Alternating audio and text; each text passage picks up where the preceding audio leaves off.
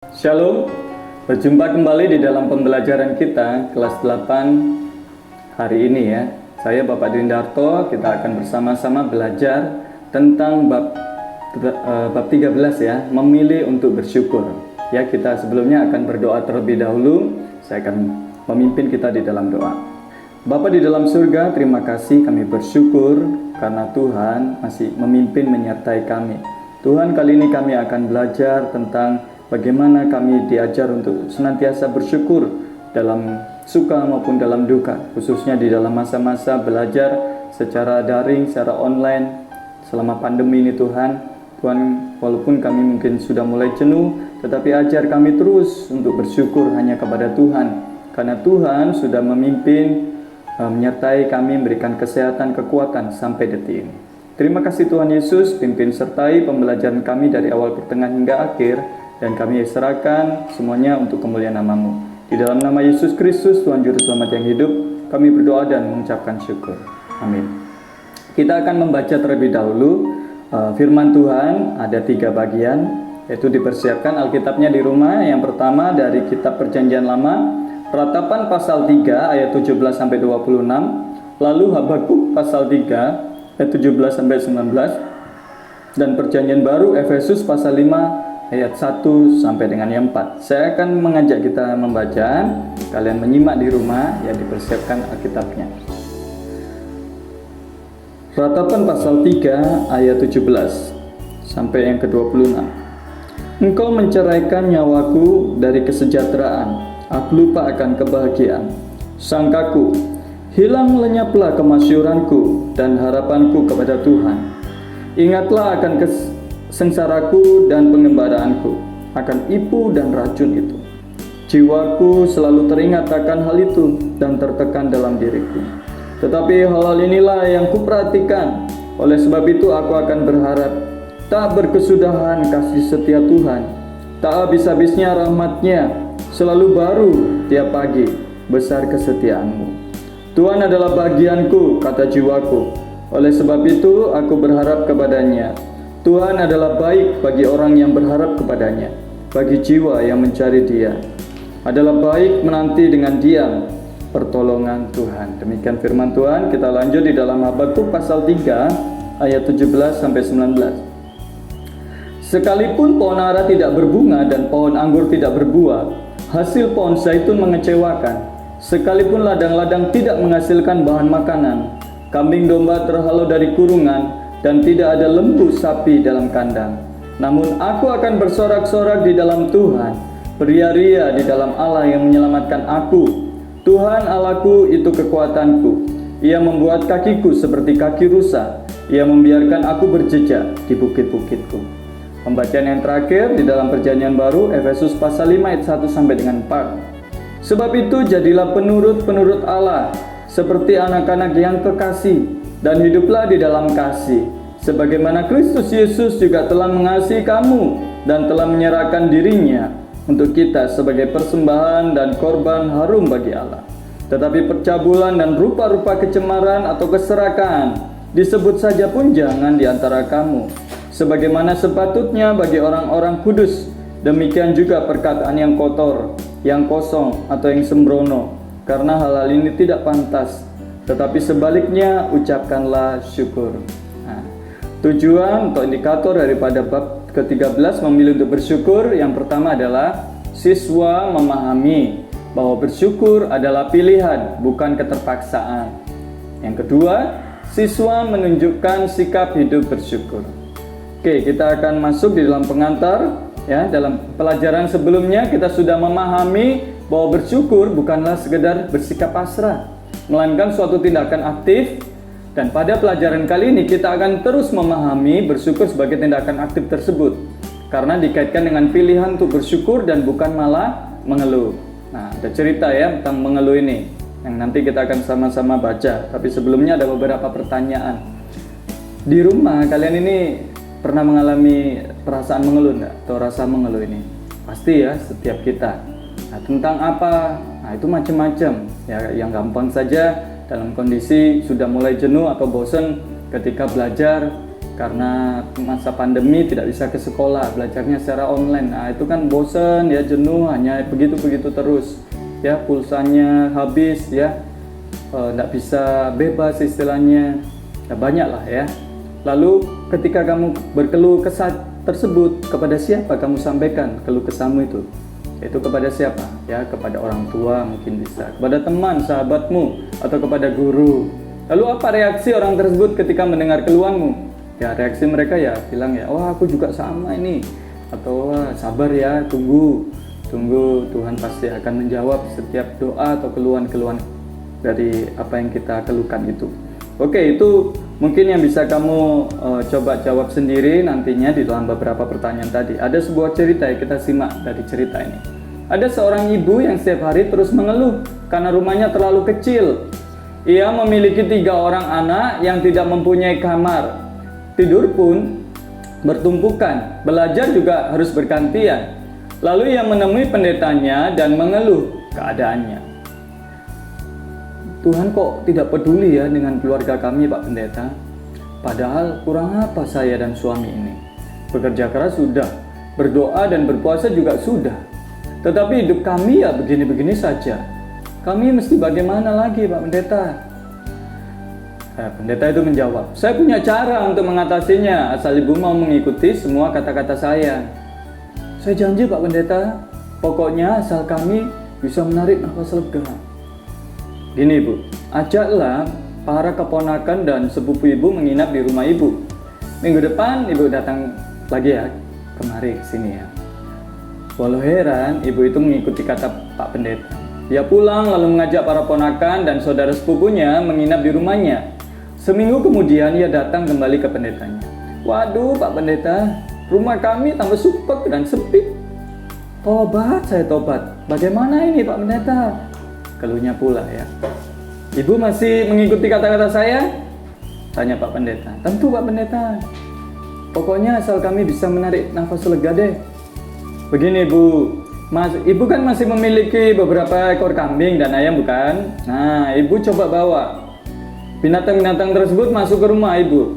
Minggu depan ibu kembali lagi bertemu dengan saya. Benar-benar nasihat gila ya. Tetapi karena sudah janji, ibu itu menuruti juga apa yang dikatakan Pak Pendeta. Ia pulang lalu membawa masuk ke rumahnya kambing dan ayam miliknya. Seminggu kemudian ia datang lagi ke pendetanya dengan wajah tambah kusut maut. Pak Pendeta, rumah kami tambah gak karuan itu ya. Bukan hanya sumpek dan sempit, malah jadi bau dan kotor. Sekarang apalagi nasihat Bapak? Tanyanya putus asa. Nah, sekarang ibu pulang deh ya. Semua keponakan dan sepupu pulangkan ke rumah mereka masing-masing. Kambing dan ayam kembalikan ke kandang, kata Pak Pendetanya lagi. Ibu itu menurut, memulangkan keponakan dan sepupunya, mengembalikan ternaknya ke kandangnya. Besoknya ia datang dengan wajah cerah. Puji Tuhan Pak Pendeta, rumah kami tidak sumpek lagi sekarang. Kami bisa menarik nafas lega, katanya dengan amat gembira. Nah, berdasarkan cerita di atas, ya, kita diminta untuk memilih dalam kehidupan ini. Memilih untuk berkeluh kesah atau bersyukur atas rahmat-Nya. Memilih artinya ada sejumlah hal yang tersedia dan kita mengambil hal yang sesuai dengan apa yang kita anggap terbaik atau yang sesuai dengan selera kita. Contoh yang pertama ya, bila kita berada di sebuah restoran atau rumah makan dan pelayan restoran menyodorkan menu yang berisi daftar makanan yang tersedia, kita diminta untuk memilih makanan apa yang mau dipesan. Tentunya kita memilih makanan yang kita sukai, sehingga makanan itulah yang kita pesan. Contoh yang kedua, ketika Anda membeli sepatu sekolah, ya karena sepatu kita rusak, saat berada di toko sepatu, kita pasti akan melihat-lihat dulu model sepatu apa yang cocok untuk dijadikan sepatu sekolah. Selain model, tentu kita juga memilih warna yang sesuai yang boleh dipakai di sekolah. Nah, memilih dilakukan, ada beberapa yang tersedia ya, dan tidak mungkin kita mengambil semua yang ada. Memilih untuk bersyukur dapat diibaratkan seperti contoh ibu dan rumah di atas. Ada sejumlah pilihan dan kita diminta untuk memilih bersyukur, karena ini adalah yang terbaik, yang paling sesuai dengan keadaan kita. Hidup bersyukur itu pilihan, tidak tergantung pada situasi dan kondisi di luar diri kita. Dalam keadaan susah dan berat pun kita harus bersyukur. Dalam pelajaran kali ini kita dapat melihat pada keteladanan Nabi Yeremia dan Nabi Habakuk. Mereka berdua adalah contoh orang-orang yang dapat tetap bersyukur sekalipun berada dalam penderitaan atau kesusahan. Apa yang istimewa dari Nabi Yeremia ini? Nah, Nabi Yeremia itu lahir dan dibesarkan di sebuah desa yang bernama Anatot. Terletak 6 km arah timur laut dari Yerusalem. Ia adalah putra seorang imam. Yeremia memberitakan firman Tuhan mulai dari zaman Raja Yosia. Kerajaan Yehuda dilanjutkan dengan Raja Yoyakim dan Raja Zedekia. Keduanya adalah anak dari Raja Yosia. Hingga kemudian bangsa Israel dan penduduk Yerusalem serta Yehuda mengalami pembuangan ke negeri Babel. Nah, seruan Nabi Yeremia itu bisa dibaca di kitab Yeremia, menunjukkan kegigihan Yeremia dalam menghadapi bangsa Israel dan Yehuda yang keras kepala, tidak taat dan terus-menerus hidup menyimpang dari jalan Tuhan. Selama masa tugasnya, Yeremia tidak jemu-jemu memperingatkan bangsanya agar bertobat dan meninggalkan dosa mereka. Sebab kalau tidak, hukuman Allah akan segera turun atas mereka.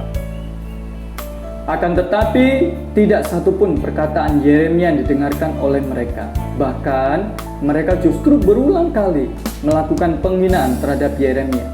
Hal yang lebih menyakitkan hati lagi adalah bagaimana imam yang bekerja di rumah Tuhan justru menganiaya Yeremia karena perkataannya yang mengajak agar bangsa Yehuda bertobat.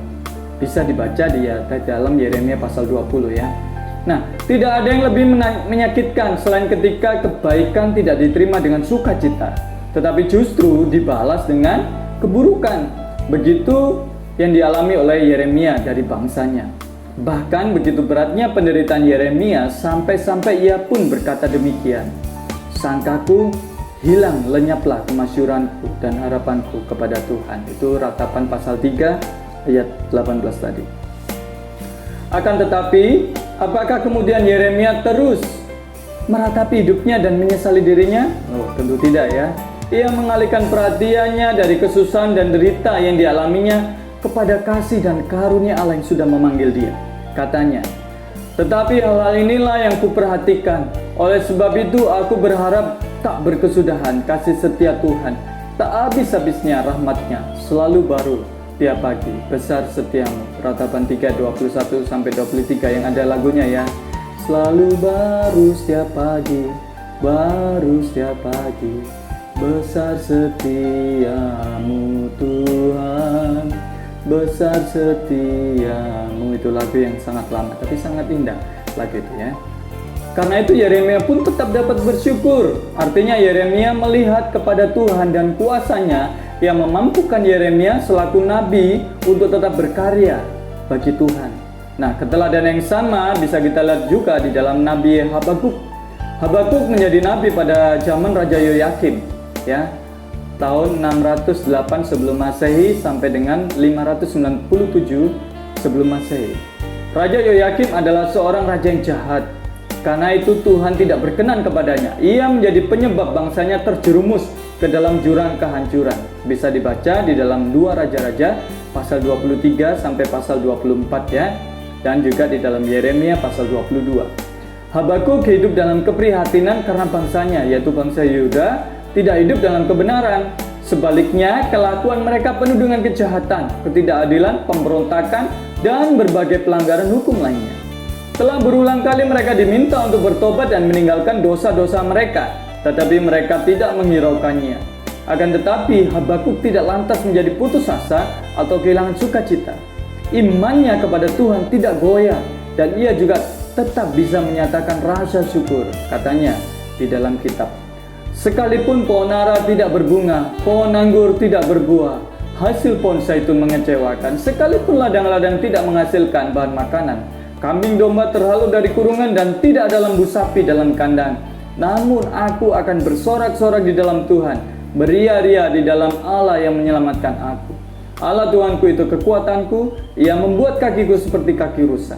Ia membiarkan aku berjejak di bukit-bukitku. Nah, itu di dalam Habakuk pasal 3, 17-19 yang sudah kita baca, dan ada lagunya juga ini ya. Saya tidak menyanyikannya, anak-anak bisa menyanyikan di rumah. Bagaimana bisa bersorak-sorak bila kita hanya memikirkan begitu banyak kesulitan yang kita alami?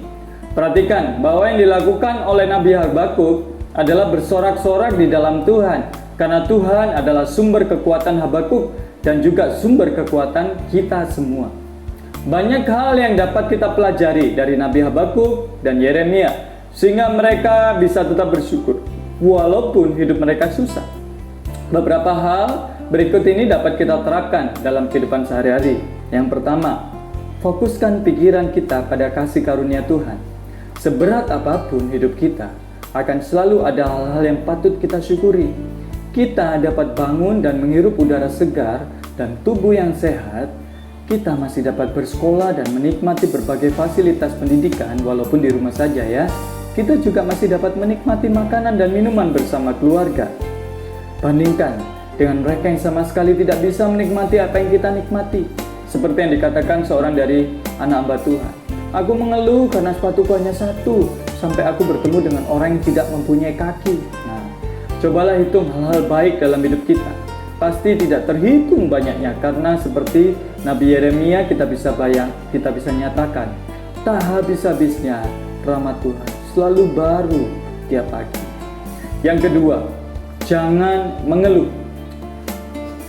Jangan memilih untuk bertambah susah karena memikirkan kepahitan, kesedihan, dan kedukaan. Sebaliknya, buanglah kata-kata negatif yang tidak membangun dan hanya melemahkan dari mulut kita. Kata-kata yang kita ucapkan dapat sangat kuat pengaruhnya terhadap diri kita.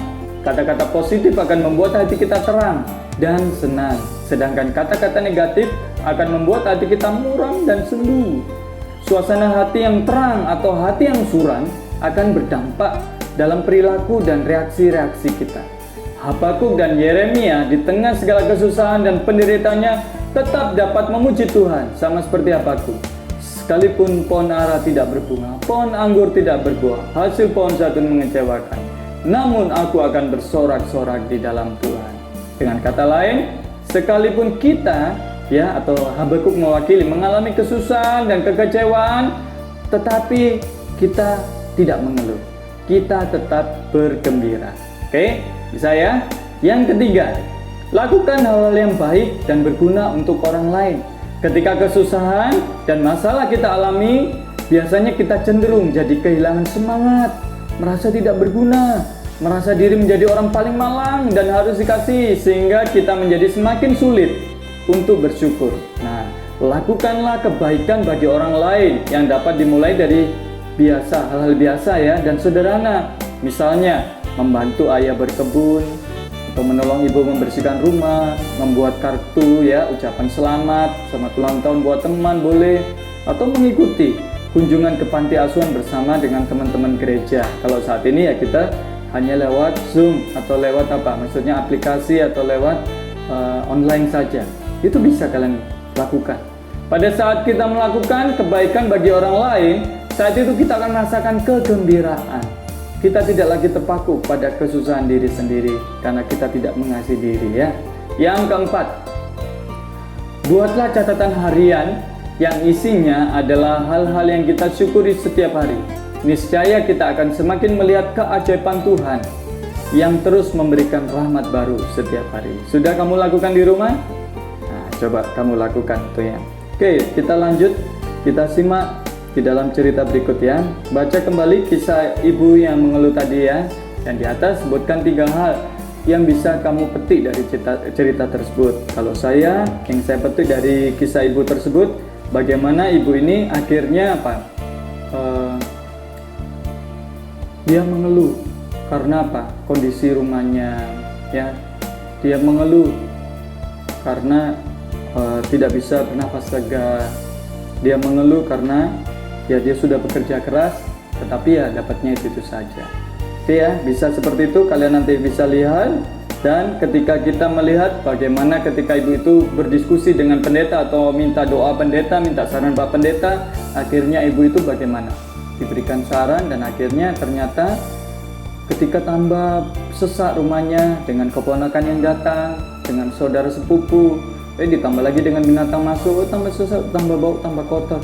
Ketika coba dikeluarkan ya, setelahnya dipulangkan sepupu, keponakan dan binatang itu dipulangkan, dikeluarkan, ada ternyata bersyukur. Disyukuri saja.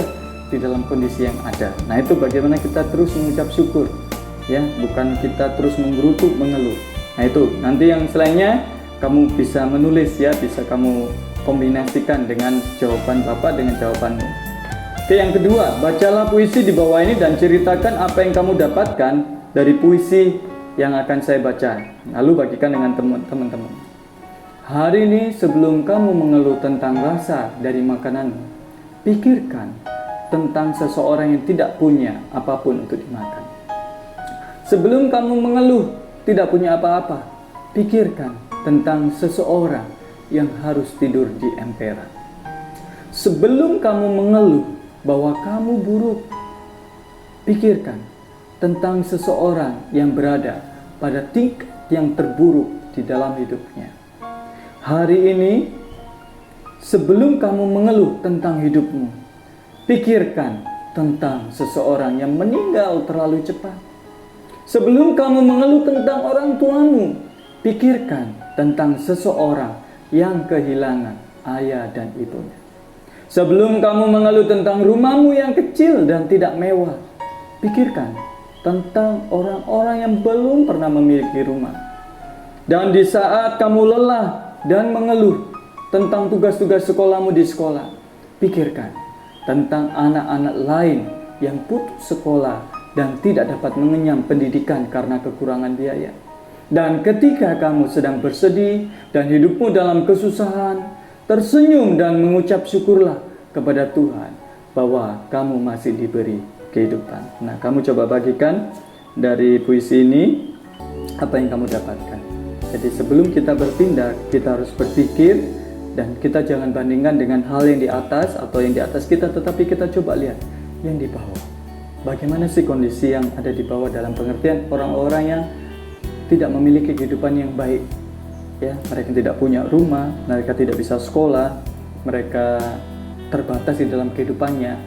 Nah, kalau kita bandingkan dengan yang di atas, ya, kita pasti akan kekurangan terus. Tetapi ketika kita coba melihat, bukan membandingkan saja, tetapi ketika melihat orang yang belum beruntung, maka kita akan bisa mengucap syukur. Yang ketiga, kita akan menemukan makna bersyukur. Kita sudah membahas bagaimana pergumulan Nabi Habakuk dan Nabi Yeremia yang tetap bersyukur walaupun menghadapi berbagai tantangan, kekecewaan, dan kesedihan dalam hidup mereka. Menurutmu, apa rahasia menyelesaikan pergumulannya dengan baik?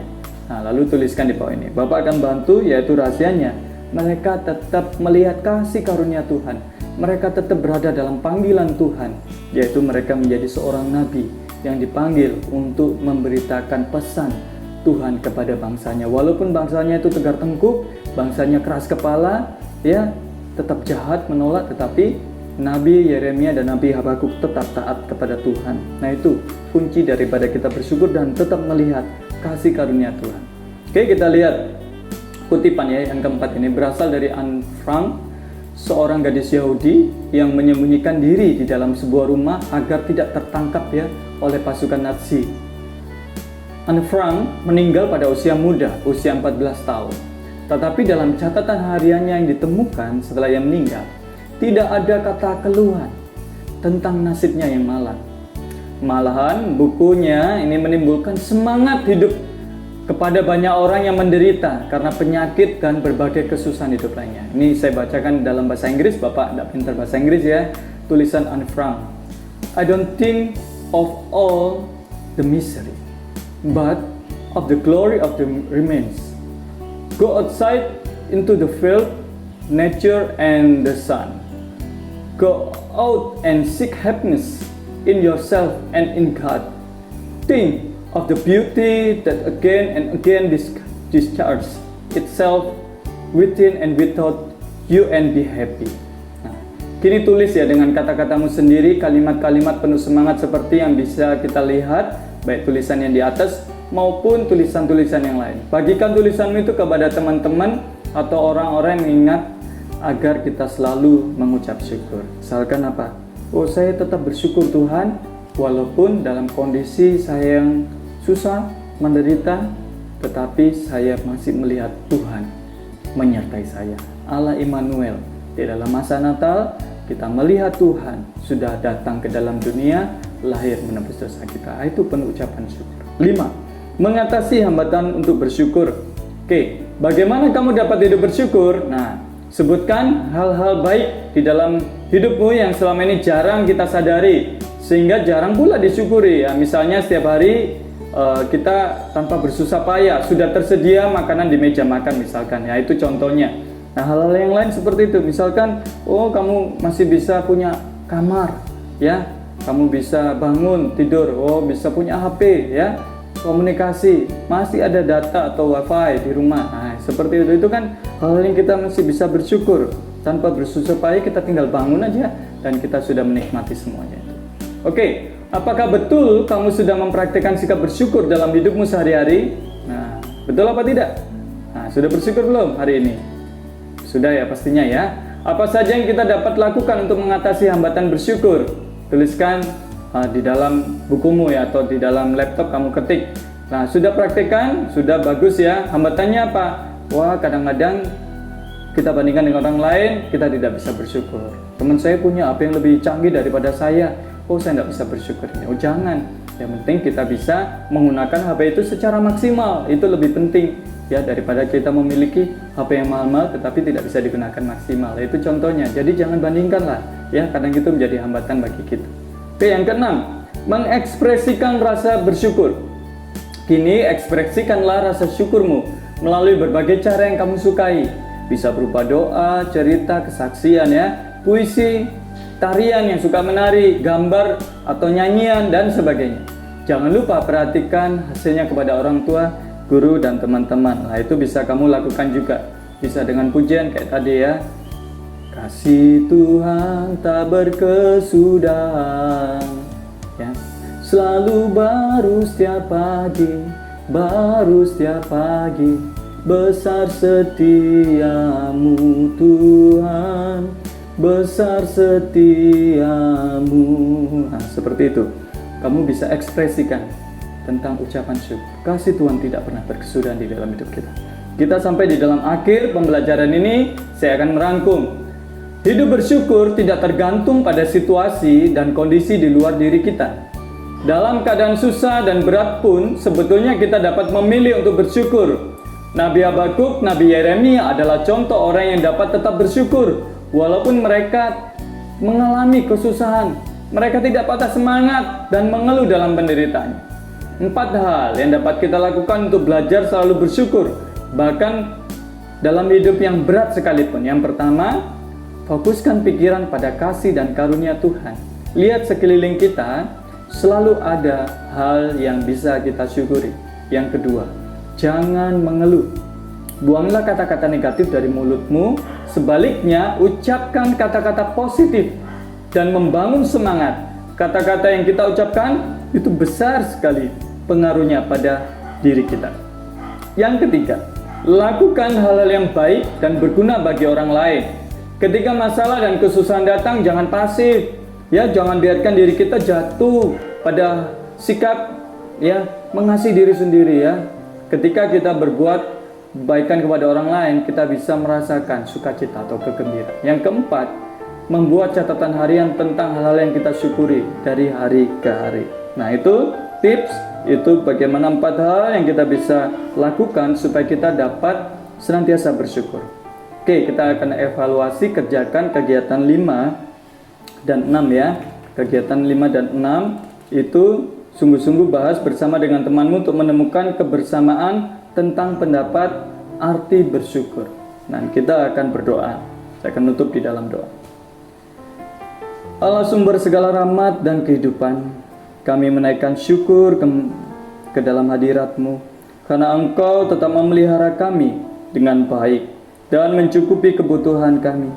Ajarlah kami ya Tuhan untuk menjalani hidup ini dengan penuh rasa syukur, meskipun suka dan duka silih berganti hadir dalam hidup kami. Karena dengan itulah Engkau membentuk karakter kami menjadi semakin lebih kokoh dalam iman kami kepadamu. Terima kasih Tuhan Yesus, Tuhan sudah memimpin di dalam pelajaran kami sepanjang hari ini. Terpujilah nama-Mu Tuhan, dan biarlah kami hidup senantiasa untuk memuliakan nama-Mu. Di dalam nama Yesus Kristus Tuhan Juru Selamat yang hidup, kami sudah berdoa dan mengucapkan syukur. Amin. Terima kasih kita sudah menyelesaikan pembelajaran kita hari ini. Kita dapat bertemu di dalam pertemuan-pertemuan selanjutnya. Tetap semangat, tetap giat di dalam belajar, dan tetap bersyukur. Karena itu menjadi suatu kekuatan bagi kita untuk kita beriman kepada Tuhan dan kita menjalani hidup ini dari hari ke hari untuk kemuliaan nama Tuhan. Salam sejahtera dalam kasih Tuhan Yesus Kristus, Soli Deo Gloria. Tuhan Yesus memberkati.